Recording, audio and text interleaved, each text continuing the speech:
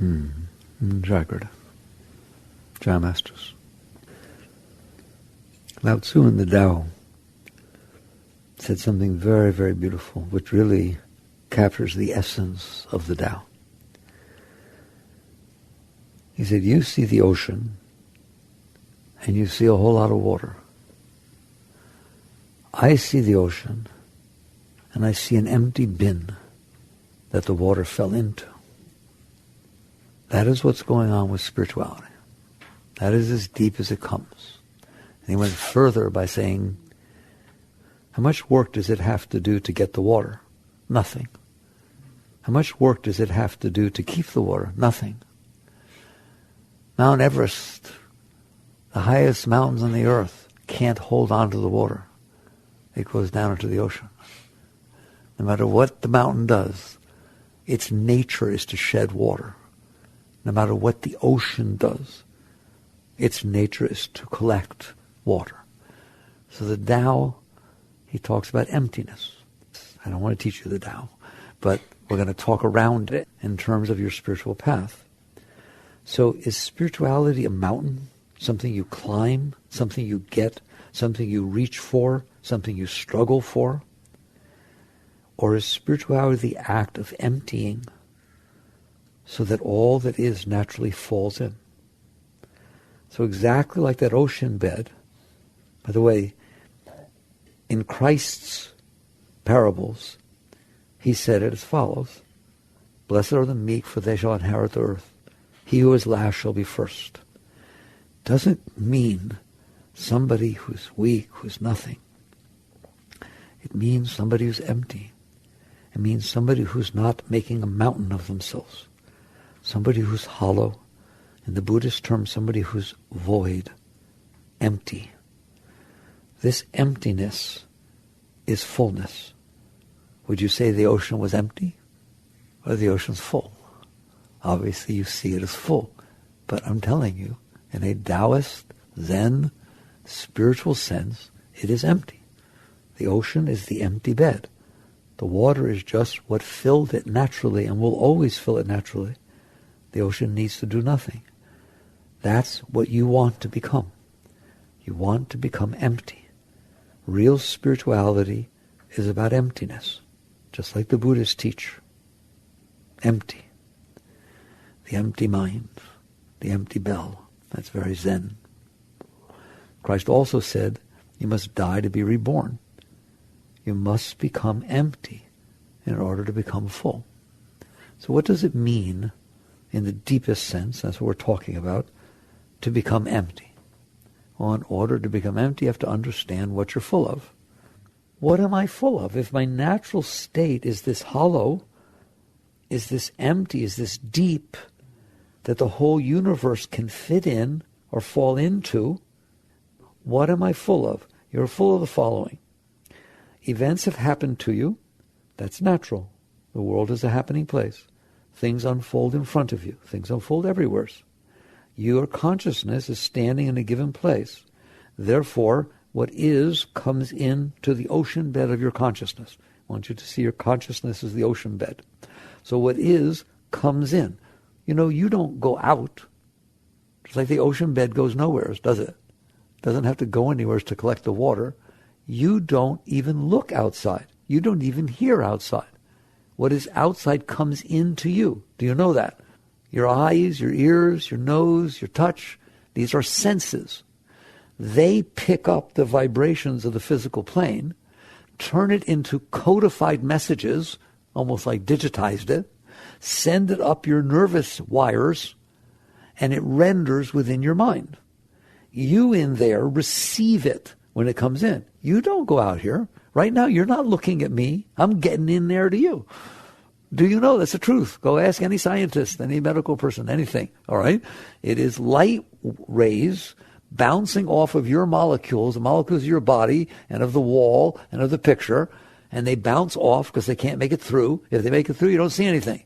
That's what air is, right? It is thin enough, unbound enough, open enough, right, to where the light goes right through, so you don't see it. But the light doesn't go through you, and the light doesn't go through the picture, and the light doesn't go through the wall, all right? It bounces off. When it bounces off, your optical sensors, light-sensitive part of your eye receives it and passes the message back, and it renders within your mind. And you are sitting inside, the consciousness is sitting inside, receiving this, experiencing this. Your entire life is lived inside. Science helps you with spirituality. Literally, your entire life, you've just sat in there experiencing what's coming in from outside. Period. All right? So this is your experience. You are the empty. You are the void. It's all coming in. Well, that's very beautiful. So like the water pours into the ocean, this world of sense pours into you. It pours in and it falls in. Pours in and it falls in. There's a line in the Bhagavad Gita which says the following: a great being, a great soul, an enlightened one, just as the waters and streams of the earth pour into the ocean and leave it as it found it, it doesn't overflow, it doesn't overstep its bounds, so the world of sense pours into the yogi and leaves him as it found him, at peace, serene, content. So even an ancient holy scripture says the world is coming into you. You are not going out to it. Okay? And science agrees. So it comes in, it pours into you. So what's the problem with that? What's the problem with all the rivers and streams pouring into the ocean? It makes it fresh. It fills it. It makes it whole. It's beautiful. It makes it complete. So what's wrong with the world of sense pouring in to your consciousness so that it comes in and fills you? I've taught you, usually it's the end of my talks, what your life is about are the experiences you are having. The world comes in. Every bit of it that comes in is a new experience to you. There's something different about it. Somebody's taller, somebody's shorter, somebody's darker, somebody's lighter, somebody's nice, somebody's mean, something's going one way, something's going another way. There's all these experiences that take place every single moment.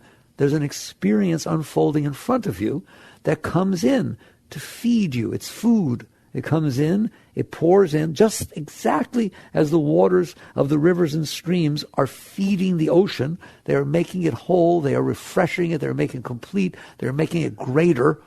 So the world of sense comes into you, pours into you, teaches you, makes you whole, fills you. That is the entire purpose of your experience. You don't have to do anything for the world of sense to come into you. You have to pedal in there? You have to pay somebody? No. Wherever you are, there is creation. There is something unfolding. That which is unfolding comes in, and I'm telling you, just as the ocean is greater for every drop of water that pours into it, you are greater for every single experience, with no exception. Every single experience that you happen to be standing in front of, so that it comes in through your senses, is feeding you, is making you a wholer person. If you never saw a snake, you're not as complete a person as if you had seen a snake. Why? Because you never saw a snake. I don't know if you like snakes or not. To at least understand that. Okay? You are greater because of every single thing you experience. By definition, because you experienced it. Okay? Well, we'll go to the extreme. Take somebody who's never experienced anything. You want to go hiking with them? You want to go out boating? You want to drive? Let them drive? You're not going to get in the car with them. You're not going to get a boat with them. You're not going to go hiking with them. They don't know squat. They have not experienced anything. Extrapolate that to what I told you, which is every single experience you have makes you a greater being. There are no good experiences. There are no bad experiences. There are right experiences. There are wrong experiences. There are just these experiences that are unfolding in front of you, and you are honored and graced that you get to experience them so that you're greater the next moment than you were the moment before. Every single moment of your life, you're a greater being. Why? Because you had the experience that you had the moment before. You hadn't had it yet. People have trouble with this, but it's the truth. Isn't it the truth? If you got married and never got divorced, and you got married and got divorced 3 days later and nullified the whole thing, right? Who's better off? There's no answer. You got to experience what it's like to have a wonderful marriage and a beautiful relationship. You got to experience what it's like to have heartbreak and to go through this thing so that you experience this unique thing where hey, I was married for 3 days. You go to New York, you had a wonderful time. You also, you got mugged. You didn't get hurt, but you got mugged. Okay? Guess who's got better stories? I'm just telling you, every single experience you have is a gift. It comes in through your senses. Why? Why is it coming through my senses? Because it's there. What's happening in front of you has nothing to do with you. It would be happening anyways if you weren't there. He'd be mugging somebody. The schnook would have married somebody and could stay there for 3 days, all right, before he trod his colors. What is happening is the world is unfolding. You've got that. The world is unfolding. It's been unfolding forever, for 13.8 billion years. It is unfolding everywhere. There's not a single spot in creation that the world doesn't exist, is there? Right? On Mars and Saturn, the farthest galaxies. So every moment, every spot in creation has something going on. You just happen to be standing in front of the spot that has that going on. If you think it's special, just look to the right. There's something totally different going on. Look to the left. Totally different thing going on. So therefore, it has nothing to do with you. What is happening in front of you has nothing to do with you. It just happens to be where you're standing at that moment. If you were standing someplace else, then something else would be going on. There is absolutely nothing special about what is going on in front of you. It is the same as what's going on everywhere. What's going on?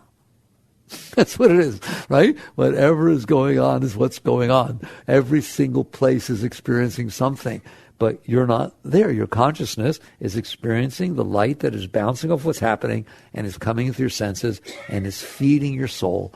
It is feeding you because of the experience you're having.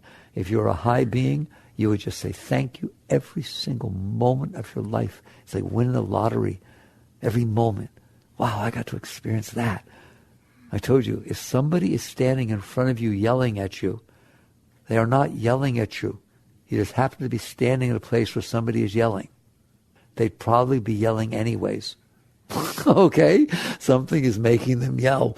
A whole lot of things are making them yell, right or wrong. Everything had to happen the way mommy and daddy and genetics. Oh my God, I don't want to get into it, right? All the formative years and then what their first wife did and the second and the third one and the fourth one too. And plus they just lost their job and so on. And now you're standing there and you went boo and they were They're yelling. Okay? They're not yelling at you. It's not personal. How did I told you? Nothing is personal. It's just what is going on where you happen to be standing. So basically you come to the point where you understand it has nothing to do with me. It's happening in every single spot of every part of creation. There's an event going on. I am standing in one place. It just happens to be where I'm standing. And so my senses pick up what's happening there. Oh, well, how I would love for you to be able to live your life like that. Because it's the truth. That's what it means. Equanimity is yoga. That's what it means. The world of sense pours in, but leaves the yogis that found him at peace, serene, content. It has nothing to do with me. I'm not renouncing it. For me to renounce it has to have something to do with me. I have to say, I don't like that, and that's not right, and it's not good, and it doesn't have anything to do with that. You have to push it away. Well, if you cling to it or push it away, if you want it or if you don't want it, it has something to do with you. If I sit there and say, I don't want you sitting there, then I made it have something to do with me. I made up what I want, and it's not matching. All right? But in truth, it has nothing to do with me. So now you understand what empty means. Empty means not doing that. The world is unfolding. It is unfolding according to the forces that are making it to unfold the way it is. And those forces have been going on for 13.8 billion years. I am here. It is coming in. Wow. There. That's the state. That's be here now. That's what it means to be in the Tao. To come in harmony with the moment of creation that is unfolding. To be completely at one. That's when subject and object, seer and the seen, experiencer and the experience merge. So why am I not there? It is happening everywhere. My consciousness is here. The light is bouncing off the events that are unfolding. They are coming in. They are rendering on my mind. So I guess I'm enlightened. No, you're not enlightened. Why? Because there's something else going on in there. What? What else could be going on in there? I don't want to tell you. It's scary. It's like a house of horrors. Instead of it just being receptive to the events that are unfolding in reality, God's creation, if you will. This is the moment that is. This is what exists.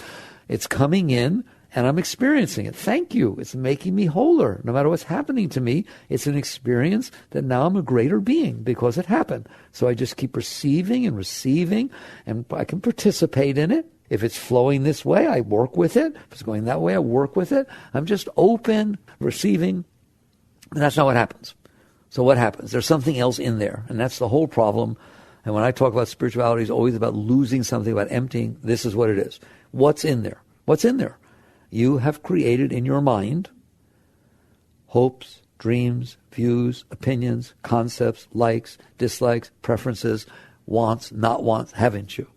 You got a few of those? All right. I don't see them out here. Point to your dreams, point to your wants, point to your likes, point to your concepts, point to your views. They don't exist out here. So you made it up. You just made this stuff up in your head. By the time I get to 23, I want to have had a child, but I want it to be a boy because I want the boy to be older than... You're thinking this when you're 12. You're making stuff up inside your head. Does anybody do that or just me? All right? And you've been doing it your whole life. And you just have these thoughts where you make up an alternate reality. Why is it an alternate reality? Because it's not reality. It's just thoughts. They're just thoughts you make up in your mind. And you decide, this is what I like and this is what I don't like. Do you understand that like and dislike are the most overrated things in all of creation? There is a creation going on. It's been going on for 13.8 billion years. It's amazing. You're living in a universe in which after the Big Bang, there was just clouds and clouds of thick hydrogen gas. Nothing got added. It made itself into this. These are the same atoms. It's the same quantum field, the same subatomic particles that made the original hydrogen atoms, mushed together and made helium and mushed together, right? Fusion did all that kind of stuff and made all the different elements. Then the stars exploded. And basically your nose used to be inside of a star somewhere. Everything. So this is what made creation. It's unbelievable. It's perfect. It's awesome. It's, God, what grade do you give it? It's crazy. And instead of appreciating it, learning from it, becoming one with it, what we have done is developed in our mind what we want it to be. We look at it and say, no, I don't want it to be that way. I want it to be this way. And things that happened before it, I didn't want them to happen. How about you? Weren't the things that happened before you didn't want it to happen? Who are you that gets to say that? Everything's made out of creation. Everything's awesome. It's unbelievable. But you gave yourself the right to create within your beautiful mind, and you have a beautiful mind, this abstract, make-believe world of what I want and what I don't want and what I like, what I don't like, what I believe in, and blah, blah, blah. And you have all these thoughts going on in there, and now your consciousness hangs out with those instead of learning from the beauty of the experiences that are unfolding. A normal human being does not see the experience that are unfolding as beautiful. Right? You're not going to get a lot of people that want to hear the truth. The truth is, you should be appreciating, worshiping, honoring, pranaming to every single moment that is given to you, the gift of God, the gift of creation. Here it is. You don't have to do anything. Here it is. But you can't. Why? Because you're not experiencing the moment purely. What you're doing is measuring the moment against what you want. Measuring the moment against what you don't want. You don't experience the moment. You experience your reaction to the moment. This is very deep. The moment happens, it doesn't come into you. It comes in and hits your mind. And your mind starts saying, that isn't what I wanted. I wanted red, not that red. It starts talking, doesn't it? And it starts comparing what you thought about versus what is unfolding. So it's not a pure experience. What if somebody came to kiss you? You're going to kiss somebody. You melt. You're gone. What if you're sitting there saying, well, I don't know, should I tilt my head a little bit at an angle? I don't know, is it too much pressure? That wouldn't be so much fun, would it? What's the difference between merging, melting, releasing into the beauty of the energy exchange of somebody you love and have an intimate moment like that versus letting your mind figure it out and judge about it and think about it and try to calculate any comparison? All right? That's what you're doing with life. That's what you're doing with life. It's unfolding in front of you. It is, to me, the kiss of God, right? Coming up, giving you a gift. Here's a person, here's this, here's a situation. Just, wow, I want you to experience this, right? So this goes on. Instead of coming in and becoming one with it, accepting it, honoring it, experiencing it, becoming a greater being because of it, you are sitting there doing that mental thing about it. Do I like it? Do I not like it? I'd like some more. How do I keep it? Oh, I really did like it. Should I call him back right away? No, it'll be a little bit too far. Getting pretty neurotic, aren't we? Okay? And the answer is yes, we are totally neurotic. Compared to what clarity means, we are far gone. So That's what's in there. When I sit there and say spirituality is about emptying all of spirituality, I don't care what religion you are, I don't care what path you follow, I don't care what it is. All of spirituality is about that stuff out, extricating, untethering yourself from that garbage that you built inside your mind. Spirituality is what's left when you're in harmony with what's unfolding naturally. That's everything Lao Tzu talked about in the Tao. This path of complete non-resistance, the path of oneness, the path of non-duality. And that's the essence of all of the yogic scriptures too. So real spirituality happens when that personal part of you that you made up is gone. The part of you that you think is you. I like this, I don't like that. Why did she talk to me like that? I didn't mean to talk to her. No, she talked to me like that. I can't believe I'm not going to. He's so cute. Makes me laugh. All right? That thing in there that won't shut up. You got one? That thing in there that keeps saying, I, me, mine. Okay? And it's just basically saying, what do I like and what do I not like? And how do I get what I like and how do I avoid what I don't like? Can you relate to that? Your mind ever sitting there tell you what you like? And I'll bet you I know what should be happening, what you like. How many times does your mind tell you that should be happening, what you don't like? Never. It's wrong if you don't like it, and it's what should be happening if you do like it. And then it sits there and tells you what you like and what you don't like. I know the mind very well. I've studied it for a very long time in here, right? Its main theme, the personal mind, its main theme is what do I like and what do I not like? If you were to watch your thoughts, like you should, objectively watch your thoughts and put a little scoreboard there, see what they're talking about, you only need 2 columns. What I like and what I don't like. It tries to figure out what will make me happy, what will make me sad, what do I like, is this going in a way that I like it, is this going in a way that I don't like it, and your entire thing, by the time you boil it down, it's both what I like and what I don't like, and then on top of that, how do I get what I like, how do I avoid what I don't like? What has that got to do with the moment unfolding in front of you? In the end, what you do is you look at the moment in front of you, and instead of seeing it as a teacher, as a gift, as an unbelievable interaction with the universe that's come to be present with you, you see it as something that will help you get what you want or hurt you from getting what you want. It becomes a battle, doesn't it? It becomes what I want against what's going on. And you're going to find out you have tension. And you know what you have? Fear. Fear that you won't get what you want and fear that you'll get what you don't want. Can you relate to that? Anybody have fear like that? You better say yes, all right? And you'll have worry that I won't get what I want or worry that I did something wrong and now I'm going to get what I don't want, et cetera, et cetera. It's all about the mind getting in the way and trying to figure out what do I want, what I don't want, how do I get it, how do I avoid it, instead of experiencing, imbibing, becoming one with the beauty and gift that's unfolding in front of you. That is the difference between a spiritual life and not a spiritual life. It's not about your beliefs. It's about what's going on inside of you. So what you'll find, and I hope you're already there, is that it's not comfortable to have that going on inside of you, ever. It's never comfortable. You're never comfortable. There'll be a couple of moments where it's better than other ones, but God forbid it be too good, then your mind will say, I don't want to mess this up. I always mess things up. So it's like people don't even know what it's supposed to be like in there. You know what it's supposed to be like in there? Beautiful. Beautiful. Take the highest moment you've ever had where just, oh my God, it's just, you don't even want to stop. It's just pure joy and love and beauty and light and woo. All right? I want that going on inside of you every single moment and nothing else going on inside of you except that. And I want it to be new so that every time it happens, it's higher than it was before and it will never stop being that way. There. That's what I want for you. And you know what? I know you're capable of that state. That is your natural state.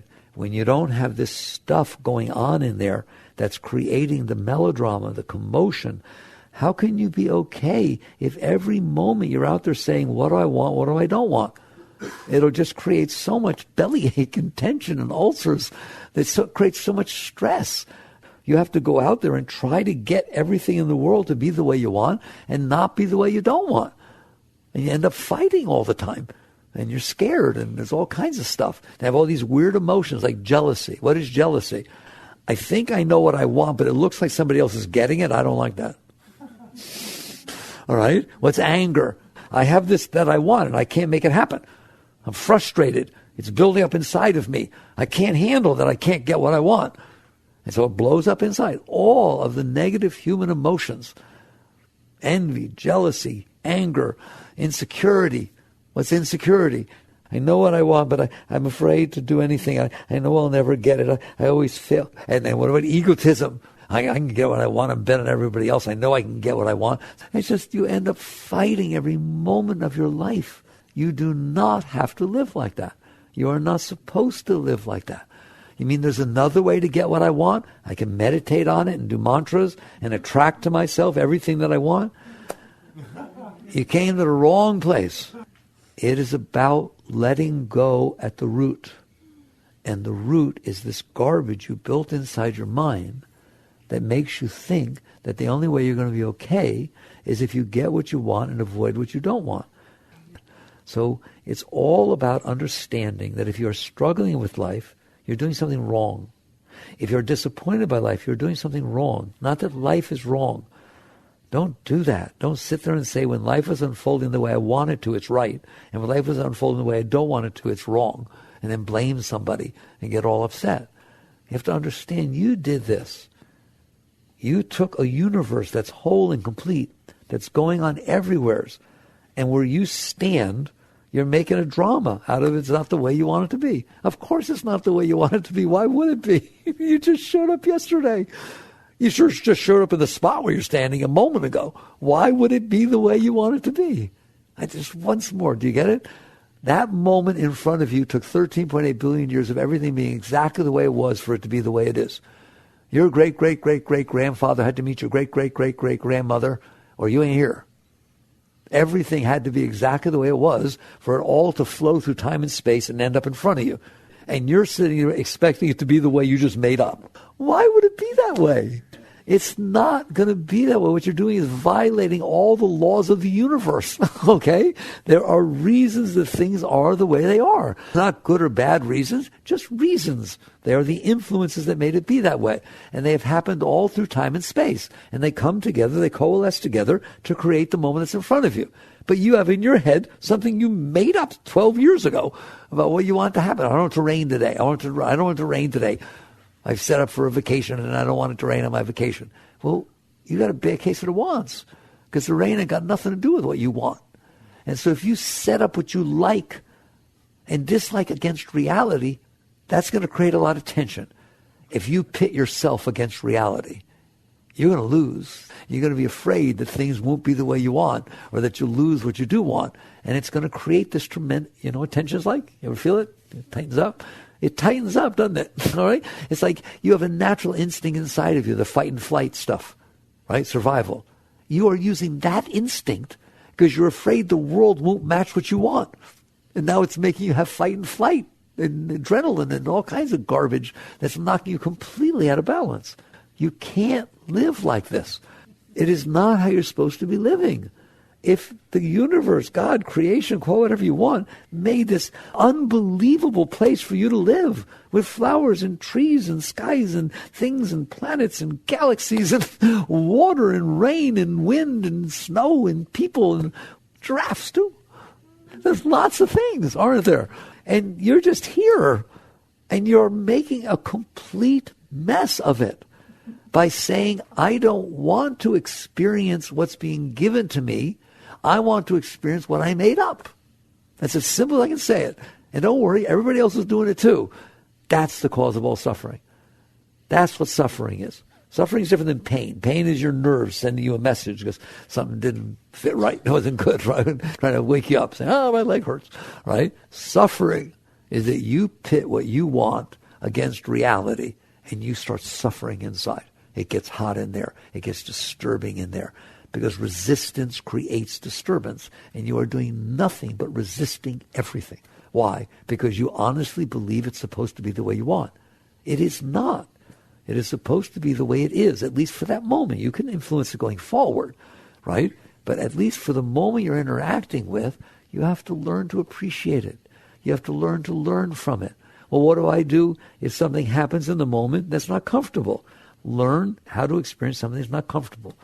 What if a tragedy takes place? Somebody dies or somebody leaves you or this happens or that happens. Yes, things happen. Lots of things happen. You understand that? At the same moment that this thing happened I just mentioned, 800 billion zillion other things are happening. They're just not happening right in front of you. So what do you do? You experience it. Nobody says you laugh because somebody you love died. Nobody says it's a joyful experience. It's a difficult experience. So if events happen in your life, and they do sometimes, not that often, but they do happen, which are very difficult to handle, they are going to cause human emotions. They will cause a sense of loss. They will cause a sense of tragedy and fear or whatever comes up. The question is not, are these happening? They do happen. The question is, can you learn from them? Can you handle them? Can you go through the experience and become a greater person because you had the experience? Or do you have to devote the rest of your life to making sure you never have another one? If you can handle the experience, learn from it, grow from it, you're not afraid of having another one because it was a growthful experience. My mother died. Your parents are going to die. Doesn't mean you don't feel sorrow. Doesn't mean you don't feel loss. When people ask me, what do I do with that sense of loss when someone dies? See it as though your heart is saying, I love you.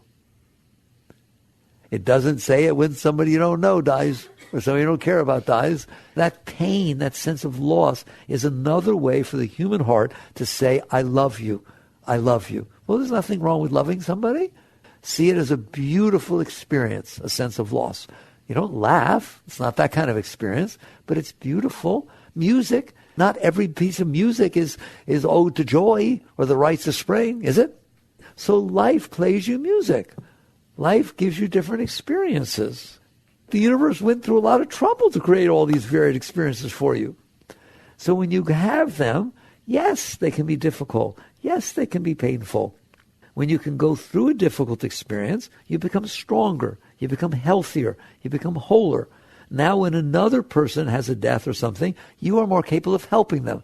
If you've gone through a difficult experience, you went through a divorce, you went through something like this, let's say you're the only person in the whole town that ever got divorced. You don't even know anyone who ever got divorced. That's lonely. Then all of a sudden there's somebody who shows up. They've been through the painful experience of a divorce.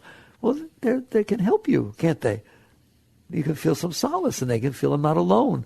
So when you have gone through experiences, not only do you become greater, but you become a gift to everybody else.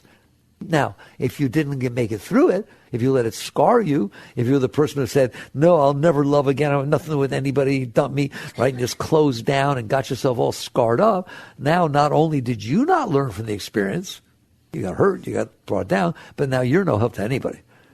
Do you hear me? But if you can experience the experiences that life is giving you, not the ones you want, and not running away from ones you don't want, the openness, clarity of being present in the moment, allowing the experience, you have no choice, they're going to come in anyways. I said allowing the experience to come in. It's going to come in. The only place you do it, once it already came in, you suppress it. You understand that? You can't, you wish you could suppress it outside. I told you, once it's in there, it already happened. Do you understand that? The light already bounced off and came in through your senses. You can't make that not happen. But I cannot feel it. Yeah, you can go mess with it inside and make a mess. Does anybody understand that difference I just painted? No event that ever happened can you make not happen. It already happened. But if it comes into you, you can try and not experience it, can't you? You can try and measure it against what you like, and it's not fair. It's not fair. It's got nothing to do with fair. It's got nothing to do with right and wrong. It's got nothing to do with any of that stuff. What he calls right, she calls wrong. Because they had different experiences, therefore you made up different stuff inside. So you finally come down to realize if you're going to keep doing this, you're not going to be okay. Not spiritually. You're not going to be okay physically, emotionally, or mentally, all right? That's why we're all such a mess. Because you are pitting these things you made up in your mind, based on your past experiences, against the reality that's unfolding in front of you that has nothing to do with your past experiences. It has to do with the influences that are making it be the way it is. And you're just making this stuff up. So your entire spiritual path, I don't care if you ever looked at it this way, please do, is you have to cease doing that. Cease and desist. I'm going to give you a cease and desist order, right? You are to cease and desist, making up garbage inside your mind and then expecting the world to be that way and getting upset when it's not that way. You do it with everything. You get in a relationship. Relationships are so easy, I don't even understand. You're one way, he or she is another way. Isn't that fun? But I don't know what he's going to do next. Isn't that fun? Of course you don't know what he's going to do next. He had 20, 30 years before you met him. You got a lot of stuff going on in there. Of course you have no idea what's going to show up next, do you? That has to be fun. That has to be exciting. It's a grab bag every moment, all right? But that's not what you want out of a relationship. What you want out of a relationship is, I'm in here, I'm not okay. So I made up how things need to be outside, meaning you need to be outside, so that I feel better and don't feel worse. Get with the program. That's what you call a relationship. It's like, that's ridiculous. You get to a point where you realize a real relationship is, I am whole enough within myself that I can accept reality.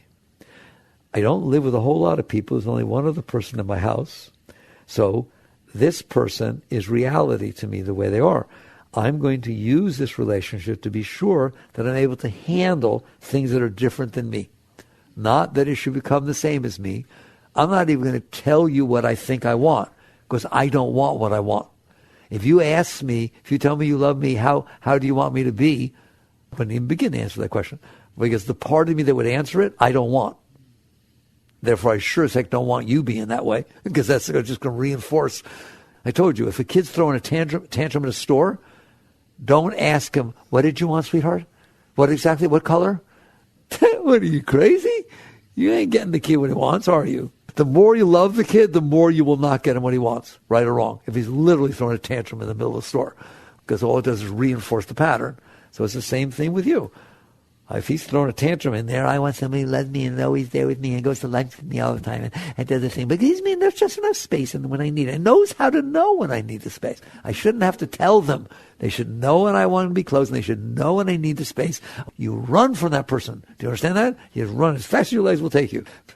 Don't be like that. Just sit there and realize we are different. I've had my experiences, therefore I made up my stuff. You've had your experience, you made up your stuff. They're totally different. Doesn't mean we can't love each other.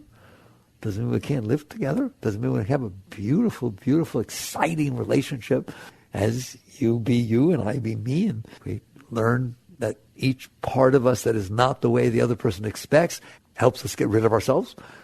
That's what you got to be in a relationship for. Not making the person match what you want. But because you love that person, you're willing to let go of yourself. That's a relationship.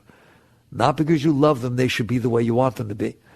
But because you love them, you're willing to let go of the part of you that has trouble honoring and respecting how they are. I'm setting a high bar for you. This is what it means to live a spiritual life. That is a spiritual relationship. Not, I found my soulmate. He believes exactly what I believe, and he likes doing exactly what I like doing, the same kind of sadhana, the same kind of everything, and he believes exactly what I believe about God, right? He's exactly the same. That's not your soulmate. It means you won't change. It means you're going to reinforce each other with this garbage you have going inside. Instead, a spiritual relationship is, I love this person. Sometimes there's just love that attracts and happens between people. And because I love them, I'm willing to give of myself. I'm willing to let go of myself. I'm willing to take parts of my being that I thought were really, really important, right? I always wanted to live up north and have a Cape Cod home. And I'd never been there. But since I was 12, I saw a movie. It made me think I want to go there, right? And so you're in love with this person. And they say, no, I have a job. I can't move to Cape Cod. And you look inside and someone goes, like that. This can't be my soulmate. He doesn't want to go to Cape Cod. And you look at it and you ask yourself a simple question. Do I love this person more than I love that part of me that has always been giving me trouble? I never was comfortable where I was because I was waiting to move to Cape Cod for 30 years. Hear me? Do I love the person more, or am I more committed to this part of me? Real love says, I'm willing to let go of myself, to give of myself. It's my honor. It's just a constant letting go of yourself. That's what a relationship with another human being is, and that's what your relationship with life is. Yogananda said, perfect your relationship with one person, and then let that perfection spread out to include all. I'm going further than that. I'm not saying all people. Life. Life. Be in love with life. Be in love with life the way I just talked about being in love with a person, to where you say to the moment that's unfolding in front of you, you are the representative of God, of life, that is standing in front of me. And wherever I look, there he is. But that's the part that's in front of me. This is the day the Lord hath made. So that is the moment that is sitting in front of me. I love it more than I love myself. So any part of me that it stirs up, that I'm not comfortable with, that causes me trouble, I am willing and committed to letting it go so I can get closer to life. That's how a great being lives. They are in love with life. They are in love with God. They are in love with reality more than they are in love with their garbage that they built up inside themselves of what they want and what they don't want. Because of that, every moment you become emptier. Every moment you let go of a part of you. You just keep letting it go. Why? Because I love life. I can call it God or life. I don't care. Right? Some will be comfortable with God. Some will be comfortable with life. Fine. Same. It's called not me. Not me. It's something other than me. I am in love with the amazingness of creation, and I am willing to let go of this garbage that I made up inside my head as if I know how things are supposed to be. Who am I? Well, that's weird. All right? That's ego. That it actually stands there and says, I get to make up how the universe is supposed to be. The trouble is there's 7 billion of you on the planet, and they're all saying that. Oh, that's kind of weird. Maybe there'll be some wars. Maybe there'll be some disharmony. So don't sit there and wonder why it's such a mess. That's why it's such a mess. Not because of this or that or this person or that person. Or it's because there are 7 billion people on this planet, and every single one of them had different experiences. Therefore, every one of them has a different idea of how things should be. And they all believe they're right, just like you believe you're right. They all believe they're right. Who's willing to honor and respect that, understand that? So to break this cycle of absurdity of how we live, you have to be willing to let go of yourself. You have to prove that a human being is greater than that garbage they made up in their head. How do you do that?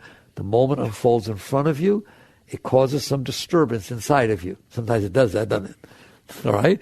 Why did it cause disturbance? The moment's not disturbed. It had no problem being the way it is. All right? It is the full result of all the force that made it be that way. It's the blossoming of the flower of creation, isn't it? All right? You had trouble because it didn't match what you wanted. What if it did match what you wanted? Woo! Then I'd like it. All right? You're doing this.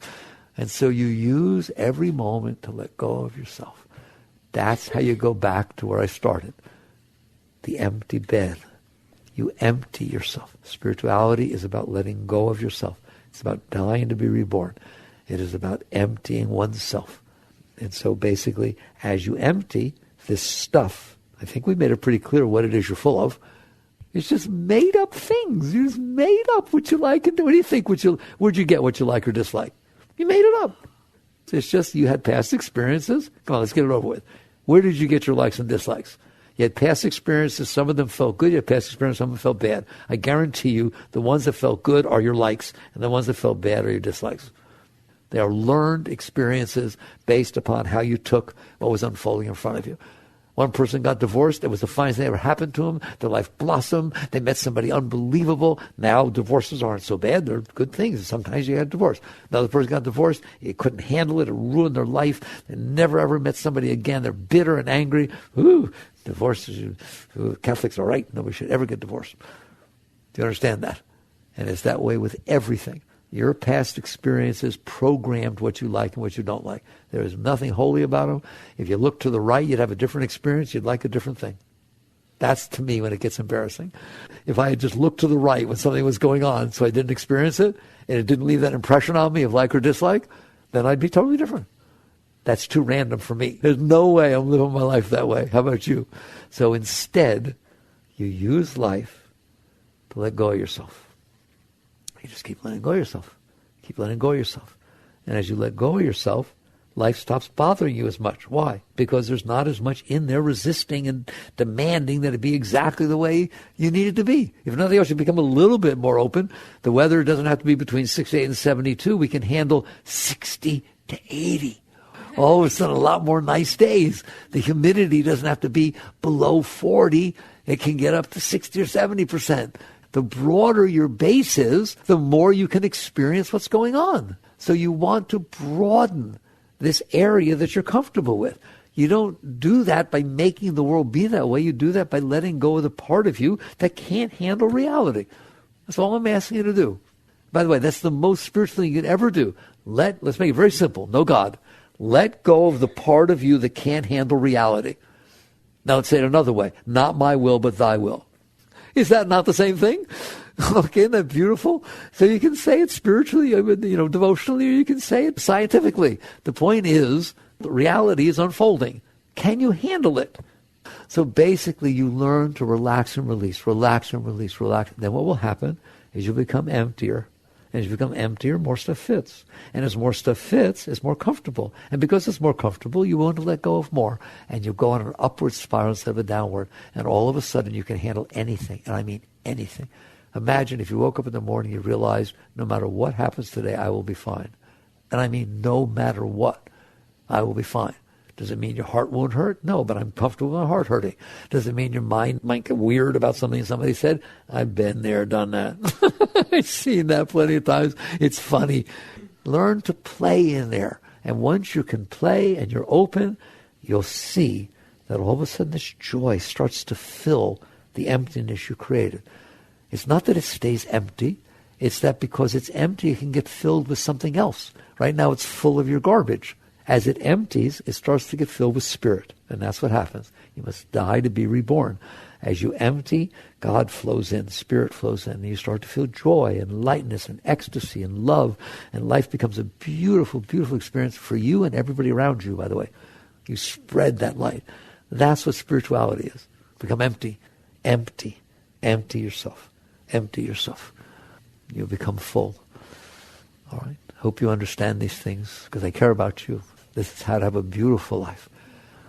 All right. Work on these things. Jagrata.